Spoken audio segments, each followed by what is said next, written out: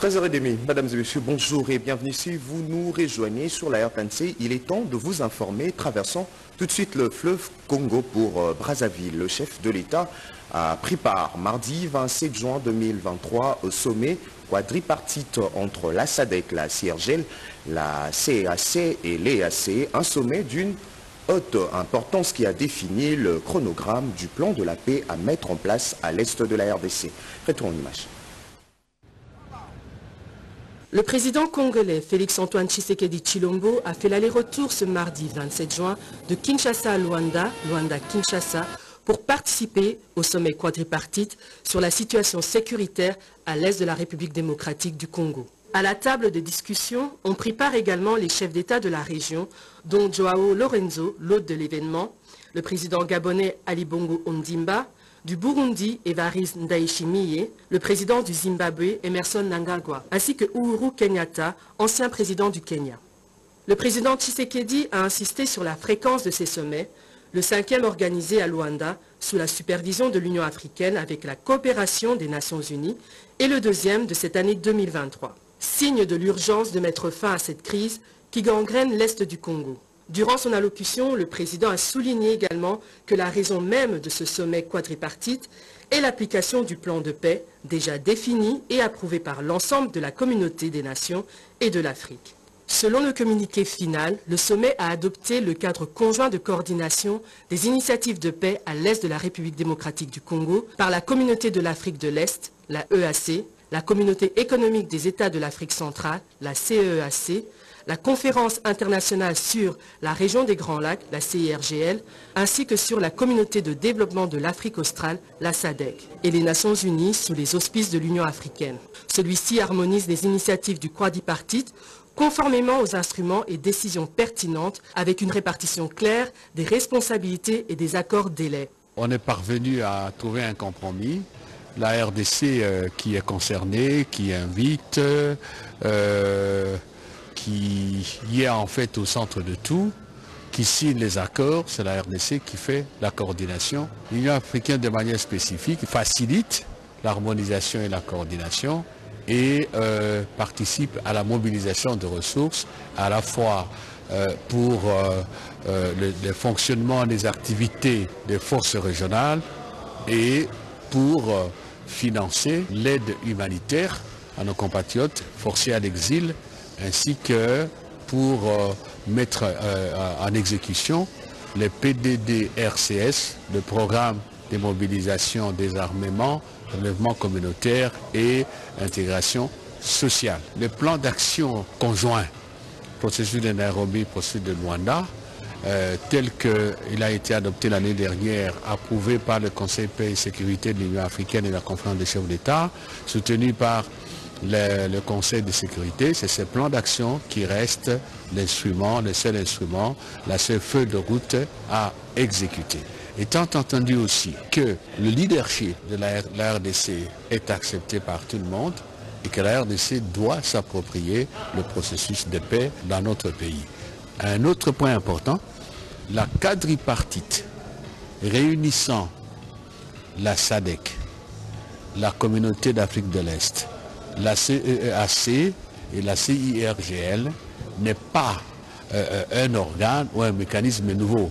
C'est tout simplement une plateforme de concertation et d'harmonisation pour nous permettre justement de savoir qui fait quoi, qui ne fait pas quoi, de manière à éviter la cacophonie, les télescopages et les doubles emplois inutiles. Il est important que l'opinion sache que le travail qui devait être fait par les experts militaires pour définir le cadre, le statut, pour définir les modalités pratiques de déploiement, notamment l'aire de déploiement et voir aussi d'autres conditions de logistique. Ce travail est terminé.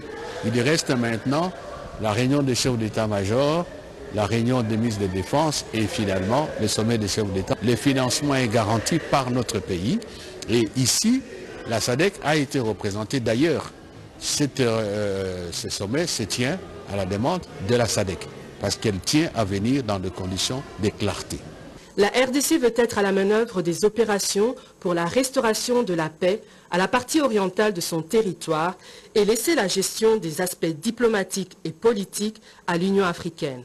Car comme le dit l'adage, aux problèmes africains, des solutions africaines. À Kinshasa, le Congolais s'apprête à célébrer le 63 ans d'indépendance de la RDC du mausolée de Lumumba, en passant par la place Imka, étranger et quinois, narre à sa manière l'histoire de Patrice Emery Lumumba, héros national, et son combat pour l'indépendance du pays de Lumumba. Reportage de la rédaction.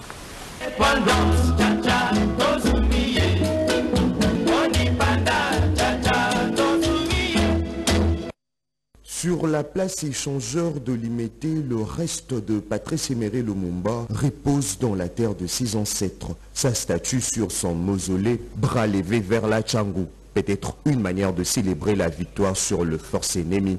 Combattant de l'indépendance, aujourd'hui victorieux, je vous salue au nom du gouvernement congolais. Patrice Emery Lumumba, un homme dont l'histoire est à jamais attachée à la RDC pour son combat. L'endroit où d'autres personnes craignaient de parler, de réclamer, aujourd'hui nous sommes indépendants grâce à lui.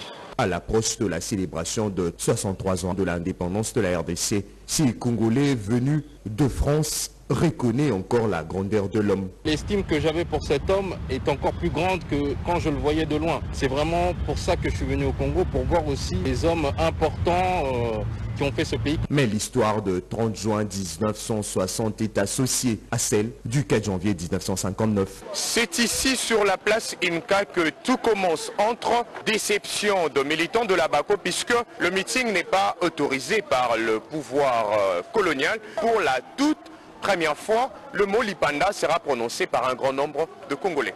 Lieu mythique pour ces anciens qui gardent encore la nostalgie de cette période. Il y a eu des morts, il y a eu des blessés.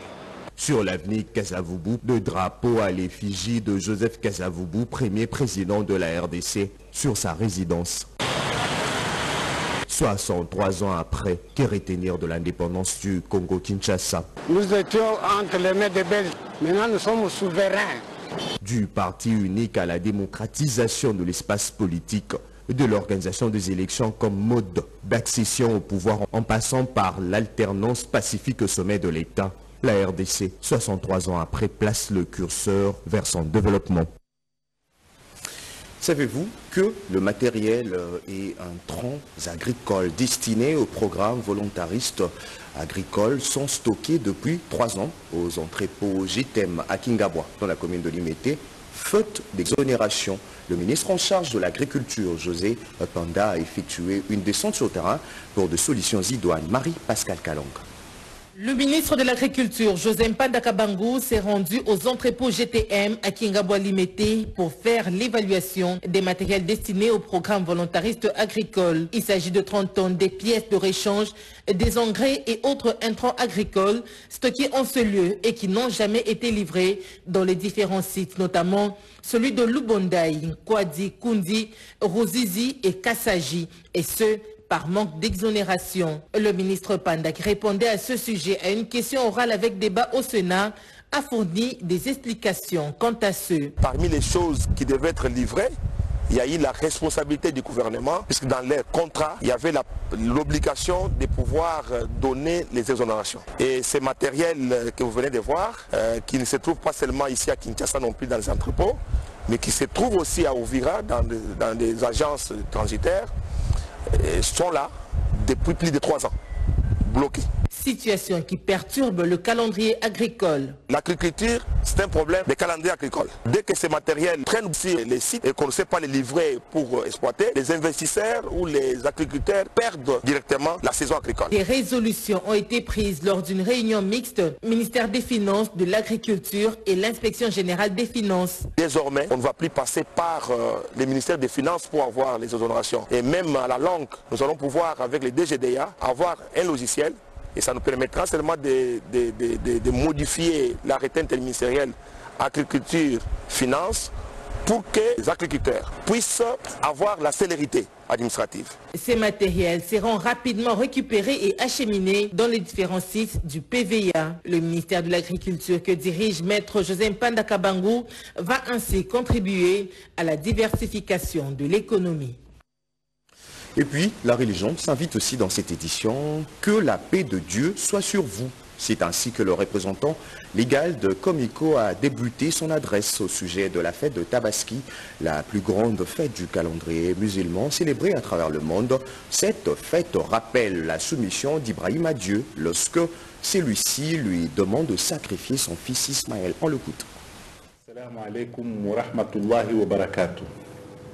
Chers frères et sœurs en islam, assalamu alaikum wa rahmatullahi wa barakatuh. Que la paix de Dieu soit sur vous.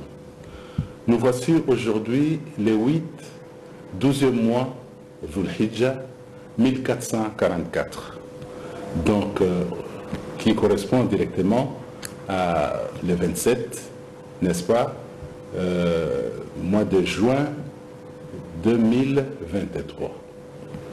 Il est recommandé aux musulmans, le 9 Dhul Hijjah, une journée spéciale pour les musulmans pèlerins qui sont à la Mecque, précisément dans le site de Mina, qui vont partir comme un voyage, n'est-ce pas, spirituel à Mont Arafat. Mont Arafat, vous le savez très bien, que c'est un site où les deux premières créatures d'hommes étaient retrouvées après la chute du paradis. Donc, chez nous, ici, ça sera le 28, mois de juin 2023. Donc, j'ai dit aux musulmans et à toutes les musulmanes, bonne fête de sacrifice, la fête des familles, la fête des parents, la fête des enfants, c'est-à-dire la fête des convivialités entre les enfants et leurs parents. Bonne fête, passons cette fête dans la crainte de Dieu, et nous vous souhaitons tous que la prière soit exaucée et surtout tous nos supplices que nous avons invoqués à Dieu pour que notre pays règne la paix durable pendant cette période. Allez, on change carrément de chapitre. Le gouvernement provincial s'élance dans un combat sans merci pour mettre fin aux enlèvements à répétition de la capitale. Le ministre provincial de l'Intérieur était dans quelques arrêts de bus pour veiller à l'application stricte de 3 mesures prises par l'hôtel de ville, à savoir l'interdiction de circulation de taxis à vitres teintées, l'affichage visible du numéro identifiant du taxi ainsi que le respect de la limitation du nombre de passagers. Iverson Kaboba pour plus de détails.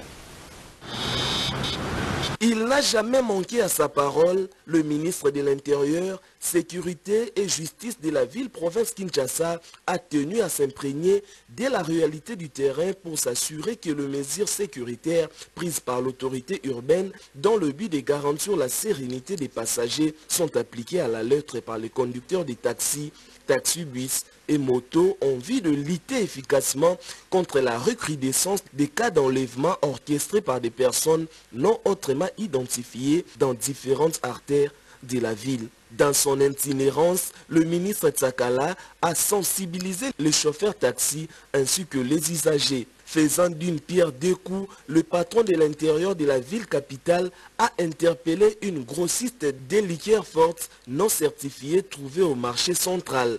Dans son communiqué du 26 juin dernier, le ministre Gracien Tsakala a, sur ordre du gouverneur Jean-Tiningo Bilambaka, interdit la circulation des taxis avec des vitres teintées, ordonné le respect de la limitation du nombre de passagers, essentiellement pour les taxis et les motos. L'affichage visible par le taxi, taxi-bus et moto du numéro d'identification, ainsi que le signalement par le transporteur des intrus dans leur corporation. Rendons-nous en province. C'est un laboratoire d'analyse chimique moderne du Centre d'expertise, d'évaluation et de certification que le public a découvert le mardi 27 juin 2023 à Kolwezi, dans le Lualaba. Première étape d'un ambitieux programme d'acquisition d'équipements de la dernière génération susceptible de permettre l'accomplissement de missions de cet établissement. Nadine Futuka est notre envoyé spécial. Mardi 27 juin 2023, un jour et une date pour le laboratoire du CEC d'analyse chimique du centre des négoces de Moussampo, dans la ville de Kolwezi, province du Lualaba. Le vice-ministre de Mines, précédé à la coupure du ruban symbolique de l'inauguration de cet outil de traitement de minerais. Godard Motemona agissait ainsi au nom du ministre des tutelles. Le CEC sera en mesure désormais de poser pour son compte, pour un appui aux autres services techniques en charge de l'administration du code minier, les actes concourant à la certification technique au sens du TICOT. Madame le gouverneur ad interim de Lualaba, Fifi Masuka Saini, reconnaît que le gouvernement provincial a exécuté près de 90% des travaux relatifs au centre des négoces de Moussampo. Dans le laboratoire du CEC, on est la clé de voûte pour relever les défis d'approvisionnement responsable en minerais. C'est pour moi un grand défi que le gouvernement provincial, sous mon leadership, a élevé en accompagnant le CEC dans la mise sur pied de ces labos qui est d'un standing international, écologique et sécurisant la main-d'œuvre. Le directeur général du CEC, Freddy Mwamba Koniku, retient que cet outil de travail financé sur fonds propres est capable de produire 1000 à 2000 échantillons par jour. Permettez-moi à l'entame de mon adresse de ce jour de rendre un plus grand hommage à son Excellence Félix Antoine Tshisekedi Tshilombo, président de la République, chef de l'État. En effet, l'inauguration du laboratoire du CEC à Moussampo est une des retombées de la mise en œuvre de sa vision traduite dans le programme d'action du gouvernement. Le président du conseil d'administration du CEC, Dave Kalemba Kanchama, note plutôt que cette acquisition du CEC s'inscrit dans la logique de la modernisation de l'outil de travail et des infrastructures publiques initiées dans la province du Lualaba. Quant au doyen de la faculté de polytechnique de l'université de Lubumbashi, cette unité de production unique dans la région exploite une grande variété de machines de haut niveau devant produire des résultats fiables.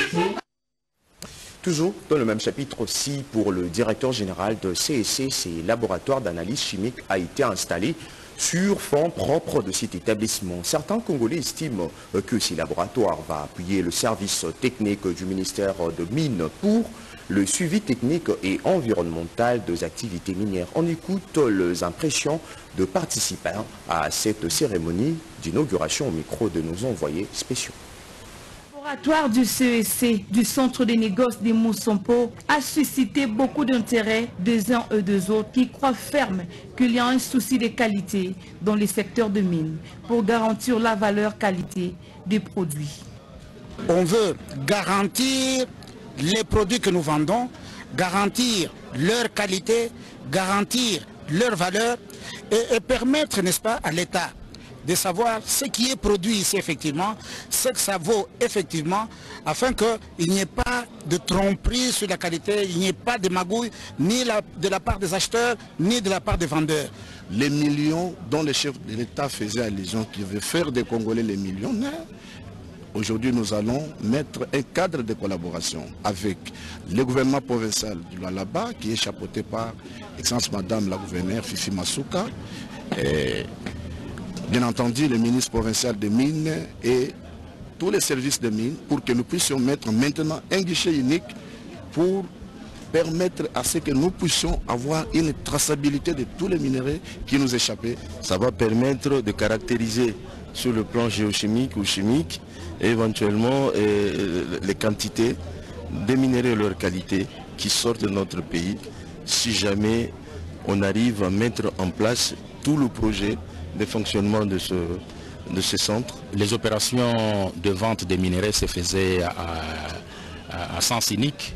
Notamment, c'était de tous ces temps l'acheteur qui déterminait le produit. Quand on amène des substances minérales, avec le centre de laboratoire qui est une structure du centre de négoce de Moussompo, c'est-à-dire l'État s'est doté des équipements capables pourra élucider la situation et mettre à la disposition du secteur minier artisanal toute donc l'efficacité dans la procédure, bien sûr, de l'extraction jusqu'à la commercialisation des produits. D'une province à une autre dans quelques jours, sous le haut patronage du gouverneur du Kasaï, le membre du gouvernement provincial est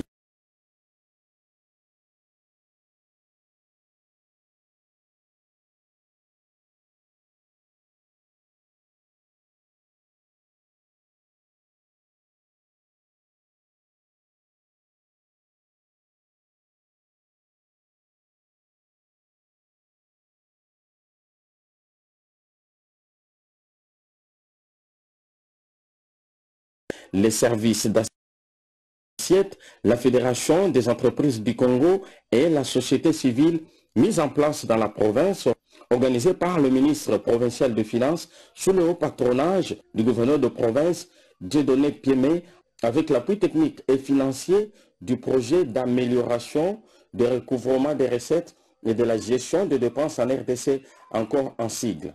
Dans sa prise de parole, Bowenga Efongue Beauregard, coordonnateur provincial du projet Encore, dégage ses constats et demande au gouvernement provincial de réserver les mesures correctives à tout celui qui sera impliqué dans le blocage de mobilisation des recettes provinciales. Lié à tout ce qui précède, et en considérant la situation qui plombe la mobilisation des recettes de la province, la coordination provinciale du projet Encore, sous le leadership du gouvernement de province, a estimé la nécessité de programmer à nouveau un deuxième forum sur le dialogue fiscal pour identifier sans complaisance tous les boulots d'étranglement qui justifient cet état des choses ainsi que les mesures correctives. Autre titre de ce mercredi, le délabrement très avancé de la route nationale numéro 5 dans la province du Sud Kivu inquiète la population. Cette route d'intérêt capital expose les habitants depuis quelques années maintenant. Le danger est imminent au niveau du pont Sangué, d'où un SOS de ressortissants de 6 points de la RDC. C'est de Kenina. La province du Sud Kivu, plus précisément dans les territoires de Sangué, la route nationale numéro 5 au niveau du pont Sangué est complètement détruit, ne permettant plus, depuis mars 2023, le passage des véhicules lourds et légers dans cette partie du territoire national. Le fils du terroir, Doudou Simba Fiston, a consacré son temps pour réaliser les calvaires que ses frères et sœurs vivent sur la rive sud-ouest du lac Kivu, où une partie de la République démocratique du Congo, regorgeant environ 250 000 habitants, y habitent. C'est depuis mars 2023 que cette partie de la route nationale numéro 5 a connu l'effondrement du pont Sangué et de l'arrêt total du trafic. Pour atteindre la capitale du Sud Kivu, Bukavu, l'impératif s'impose. Avocat de la population kivusienne, Simba Doudou Fiston interpelle le gouvernement central qui semble minimiser la portée de cette infrastructure construite depuis l'époque coloniale. Ce pont a été détruit depuis mars 2023. Aucune solution n'est trouvée jusqu'à ce jour. Sangué est la troisième ville après Bukavu et Uvira. Cette route a été construite depuis l'époque coloniale et a été réhabilitée par le feu Mobutu en 1980 et 1990. Et dès lors, rien n'a été fait. Ville politico-administrative du Sud Kivu, Bukavu se situe au sud de Goma et du lac Kivu. Pour l'heure, elle est détachée du territoire d'Uvira à cause du pont Sangué qui n'existe plus. Une inquiétude totale pour Doudou Simba Fiston qui ne jure que sur la construction d'un nouveau pont afin que le trafic reprenne dans cette partie du territoire national. Tout à fait autre chose. Jenny Kalou Mavungu présidera désormais la coordination des étudiants de l'Institut supérieur des arts et métiers installé hier par le directeur général de l'ISAM. Elle promet de faire de l'amélioration de conditions des étudiants son cheval de bataille. Béatrice Chako. C'est l'apprentissage de l'exercice démocratique en milieu scientifique. L'Institut supérieur des arts et métiers ISAM Kinshasa a un nouveau comité d'étudiants appelé à servir du relais ou encore de passerelle entre les autorités académiques et les étudiants. Sous la supervision du directeur général de l'ISAM Kinshasa, professeur Florence Mbiyamwadi, le vote s'est déroulé en toute transparence et discipline, à la grande satisfaction de la communauté estudiantine de cet alma mater. Cette coordination a ses objectifs, sa vision, mais ces objectifs et cette vision ne doivent pas diverger des objectifs et de la vision de notre alma mater. Voilà pourquoi je les ai invités à collaborer, à travailler la main dans la main pour l'émergence de l'ISAM. Dans mon mot, je leur ai demandé de travailler pour l'excellence. Quand on travaille pour l'excellence, cela veut dire qu'on vise le bien de cette institution, qui les nourrit scientifiquement, techniquement et avec des connaissances qu'elles acquièrent ici. Et donc, on ne doit pas le détruire. La lauréate de ces processus électifs dévoile son plan d'action. La cérémonie s'est très bien passée, du coup on a été vraiment satisfaits. En tant que présidente de la coordination estudiantine, on va travailler ensemble pour que l'ISAM soit vraiment boosté, pour que ça puisse avoir plus de visibilité et que ça devienne la référence de la culture congolaise en ce qui concerne la mode et la technique d'habillement. Aux étudiants que je vais représenter, je veux juste qu'on travaille en collaboration. C'est pour cela, nous on vous représente et du coup vous devez nous soutenir pour travailler ensemble pour réussir ces mandats. Une nouvelle page s'ouvre à l'ISAM Kinshasa et qui sera écrite par la nouvelle coordination estudiantine. Madame, Messieurs, le sinistré des atrocités de Kwamout ont besoin de votre solidarité. Une campagne de collecte de fonds est déjà lancée pour assister ses compatriotes. Un petit geste de votre part peut redonner sourire aux victimes. La réussite de cette opération dépend de votre générosité. Suivez. L'appel à la solidarité lancé par le jeune authentique et visionnaire du Grand Bandundu et ses environs réunis au sein de l'association Javiba en faveur de victimes des atrocités du triangle Kwamout, Bagata Kenge et Maluku commence à apporter ses fruits. Une campagne de collecte de dons pour des victimes des atrocités de guerre Kwamout vient d'être lancée à Kinshasa. L'association Colibri Kimia, sous la présidence de Madame Cathy Simone Okuka Mbala, vient de remettre un don de 3 cartons de vêtements, un carton de médicaments et autres accessoires pour les sinistrés. Un acte qui s'inscrit dans le cadre de la chaîne des solidarités Tout est utile, poursuivi par cette campagne. Donc nous avons entendu l'appel du président de Javiba ASBEL, qui est M. Faustin Bimichia, et nous sommes très touchés de voir nos frères et sœurs souffrir de cette guerre qui est au niveau du triangle de Kwamout. Donc maintenant nous répondons à l'appel de notre président de Javiba pour participer à ce projet qui nous touche à cœur. Nous avons vraiment ce souci des mamans qui souffrent au niveau des zones qui sont touchées, des enfants qui sont malheureux, qui sont orphelins. Maman, viens nous aider. C'était notre appel de cœur. Nous avons le plaisir et l'honneur de recevoir les premiers lots à travers la présidente Cathy Okuka, d'abord qui a accepté de nous accompagner des victimes. Et nous demandons aux autres personnalités et surtout aux associations qui travaillent en faveur des victimes, en faveur de la population, de nous venir en aide, de s'associer à nous. Cette campagne de collecte de dons se poursuivra jusqu'en septembre prochain. Et puis, ces titres avant de nous quitter, l'Union sacrée de la Nation salue l'organisation des élections cette année en RDC. Le cadre et militant de cette méga plateforme politique mouille déjà leur maillot pour un second mandat du président Félix Tshisekedi. Regardez. En vue de trouver des solutions aux différents problèmes, difficultés que traverse la République démocratique du Congo, B.A. Jean-Marie Moulamba, autorité morale du parti politique Congo Uni, Congo Fort, l'a déclaré à Kinshasa au cours d'un point de presse qu'il a animé après l'ouverture des bureaux de réception et des traitements des candidatures par la Commission électorale nationale indépendante pour expliquer clairement les stratégies, les voies et sorties du peuple congolais à cette situation de misère faire et à faire un choix judicieux aux élections. Nous saluons vivement les efforts qu'aménage la CENI, malgré la situation qui traverse notre pays et devant les enchantements de certains partis politiques qui ne sont pas prêts pour les élections ou tout simplement parce qu'ils n'ont pas d'idées nouvelles à donner au peuple. Moi, j'encourage nos militants de nous apporter même leur candidature, ceux qui veulent s'allier à nous et de répondre vivement à cet appel-là en allant déposer leur candidature. B.A. Jean-Marie Moulamba condamne fermement l'utilisation démagogique que font d'autres partis politiques à l'égard de la jeunesse en la poussant dans des activités inciviques de démolition de biens publics pendant cette période. Pour les jeunes, je dirais que les Congo que vous voyez là s'est battu et s'est bâti aussi sur la jeunesse. Nous avons que des milliers de jeunes qui ont espoir dans notre combat, qui ont espoir dans nos projets et nous appelons ces jeunes-là à ne pas se fatiguer parce que le Congo est sorti de la colonisation par des jeunes comme eux. Nous appelons tous ces jeunes-là à nous joindre, à avoir l'espoir, à joindre Congo uni, Congo fort. Pour ce faire, le président national du CUCF invite la population congolaise ainsi que les femmes en général à se préparer aux échéances électorales 2023.